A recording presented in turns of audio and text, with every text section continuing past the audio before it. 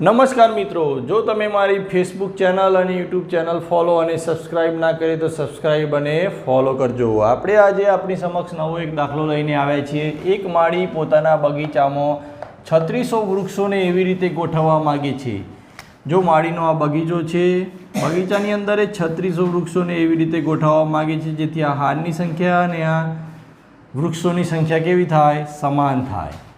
તો આપણે પહેલાં શું કરવાનું? 3600નું વર્ગમૂળ કાઢી દેવાનું. અવિભાજ્ય અવયવ રીતે કોઈપણ રીતે 3600નું વર્ગમૂળ કાઢીએ તો કેટલું થાય? 60. 36 એટલે 6, 60 થાય. આ રીતે કેટલું થાય? 60.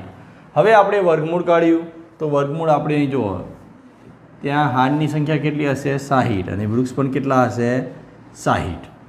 તો આ રીતે જો 60 હાર હશે અને વૃક્ષ પણ આ રીતે 60 હશે, બંનેનો જો તમે શોધશો વૃક્ષની સંખ્યા તો કેટલી થઈ જશે? 3600. 60 ગુણ્યા 60 3600. તો અહીં આપણે શું શોધવાનું છે? હારની સંખ્યા. અહીં કેટલી હાર મળી આપણને? 60. તો અહીં હારની સંખ્યા કેટલી થઈ ગઈ? 60. આ રીતે આપણે હારની સંખ્યા શોધી શકીએ.